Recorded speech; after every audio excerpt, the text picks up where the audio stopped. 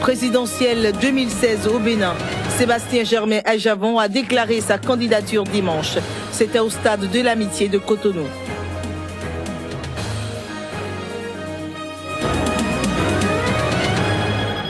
Présidentielle en Centrafrique, l'outsider Touadéra confirme son avance selon les résultats partiels.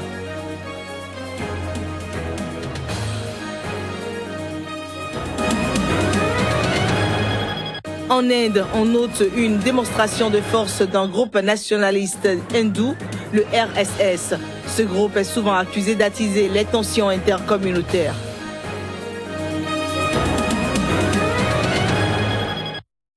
Bonjour à tous et bienvenue dans ce nouveau journal sur SICA. Au Bénin, l'opérateur économique Sébastien Germain Adjavon, longtemps attendu sur la liste des prétendants au fauteuil présidentiel, a enfin levé le doute sur sa candidature à l'élection de février 2016. Devant des milliers de Béninois rassemblés donc au stade de l'Amitié de Kourounou, général Mathieu Kérékou plutôt, dimanche, l'homme a répondu oui à l'appel de son peuple. Nous vous proposons de suivre les temps forts de cette déclaration avec Candice Degboué et Juste Donrissou. Une vague bleue a déferlé ce dimanche sur le stade de l'Amitié Mathieu Kérékou de Cotonou. Ce temple sportif d'une capacité de 35 000 places, transformé en l'espace de quelques heures en un théâtre politique, est subitement devenu trop petit pour contenir une foule de soutien venue des 4 coins du pays pour ne pas se faire compter l'histoire.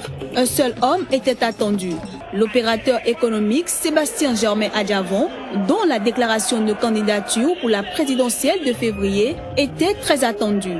Mais au moment de passer à l'acte, l'homme a tenu à se rassurer de la sincérité des soutiens.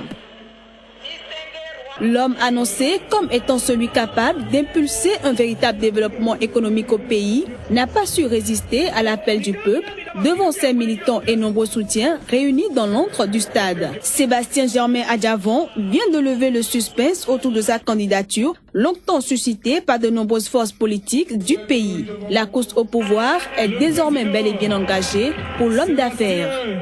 Germain Adjavon. Restons au Bénin pour dire que le candidat Sébastien Germain Adjavon a reçu le soutien du député Rachidi Gbanamansi, un soutien de taille pour qui connaît l'assise politique de l'homme dans le nord du Bénin. La déclaration a été faite dimanche en prélude à l'officialisation de la candidature de l'opérateur économique. Nous vous proposons un extrait de cette déclaration. Nous avons décidé de choisir le candidat Adjavon, Germain, Sébastien. Parce que pour nous, c'est l'homme de la situation. Quand nous avons fouillé en humain, il y a 2 candidats qu'il faut bannir, qu'il faut combattre. Mais quand vous prenez le candidat le dessous, c'est un candidat qui est ramené pour régler un compte. Allons aussi veut régler un compte au sein de Force pour le point de donner une maison. Les gens sont découragés. Et ils n'ont pas le courage de le dire. Vous pensez que si c'était un gars comme Kouché, qui est candidat, vous pensez que je le compte? Ou un Kassa, ou un Alipal? Mais je ne peux pas trahir la mémoire du président Mathieu Kérékou.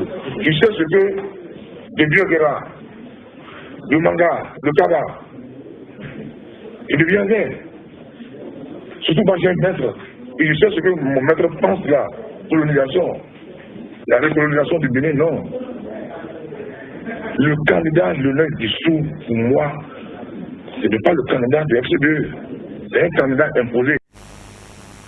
En Centrafrique, les premiers résultats partiels de l'élection présidentielle qui s'est tenue mercredi en Centrafrique confirmaient dimanche l'avance d'un outsider, Faustin Archange Touadéra, candidat indépendant sur ses rivaux, d'après les nouveaux suffrages décomptés pour l'ensemble du pays et l'étranger.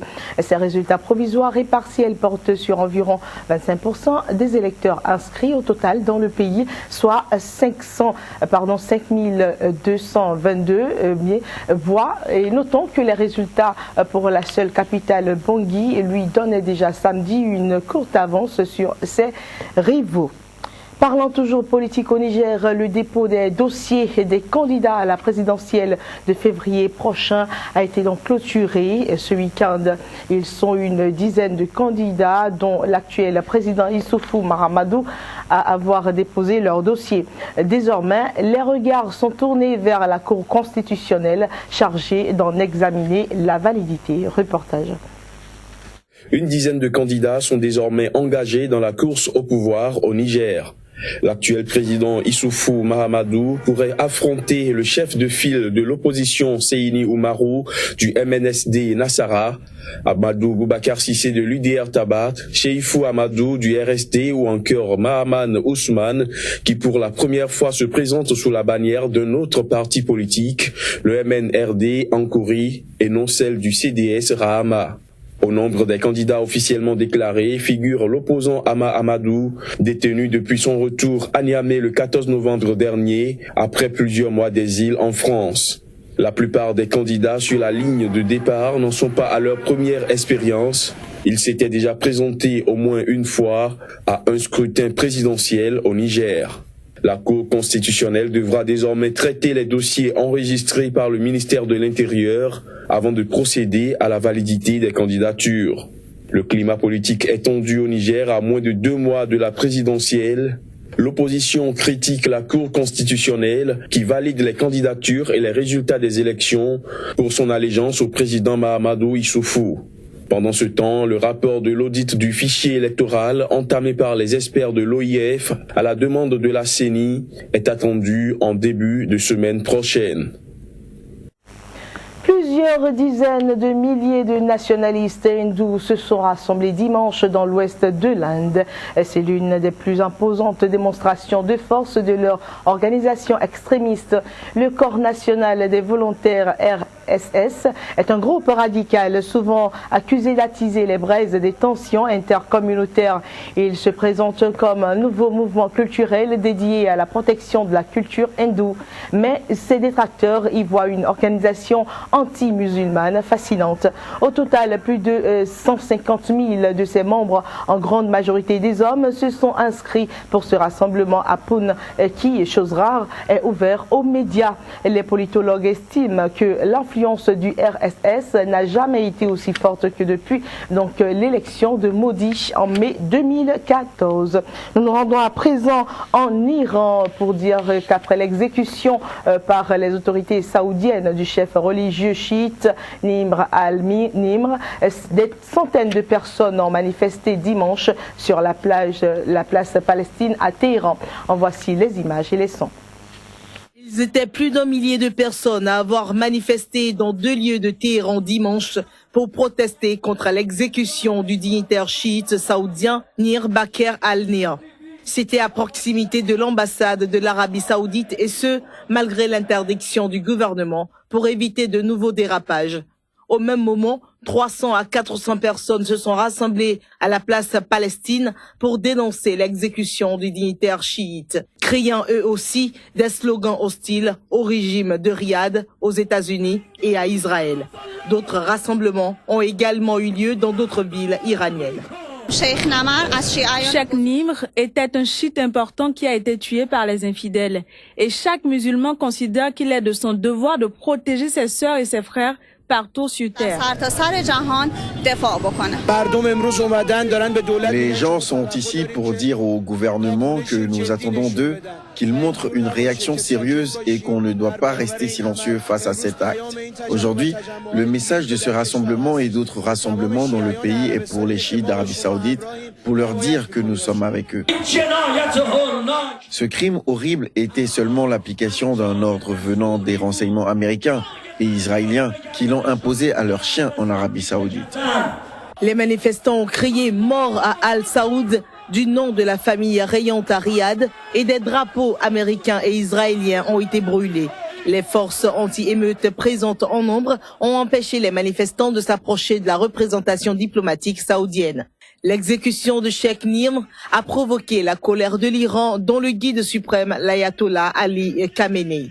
Le président iranien Hassan Rouhani, qui a aussi condamné cette exécution, a cependant jugé dimanche totalement injustifiable les attaques menées samedi soir contre l'ambassade de l'Arabie Saoudite à Téhéran et le consulat saoudien à Mashhad. Restons à parler de l'Arabie Saoudite qui a donc exécuté samedi 47 personnes condamnées pour terrorisme. Parmi elles figurent donc des djihadistes sunnites d'Al-Qaïda, mais aussi ce chef religieux chiite qui est une figure de la contestation contre le régime saoudien. Son exécution suscite des critiques fortes. Les condamnés, au nombre desquels figurent 45 Saoudiens, un Égyptien, un Tchadien, ont été exécutés au sabre ou par balle dans 12 villes du royaume saoudien. Ils étaient condamnés dans différentes affaires, notamment pour avoir épousé une idéologie radicale, rejoint des organisations terroristes et mis en exécution des complots criminels. En ce qui concerne le Tchèque Mir al-Nir, virulent critique de la dynastie sunnite des Al-Saoud, il avait été condamné à mort en octobre 2014 pour sédition, désobéissance au souverain et port d'armes par un tribunal de Riyad spécialisé dans les affaires de terrorisme. Son exécution a suscité de vives réactions en Iran où les autorités ont promis que Riyad paiera un prix élevé pour cet acte. Déclaration que les autorités saoudiennes qualifient d'irresponsable. Notre justice est légale, objective. Elle a des outils et des garanties pour assurer la justice. Ce sont des garanties imposées par la loi islamique, par les engagements internationaux et les degrés de procédure.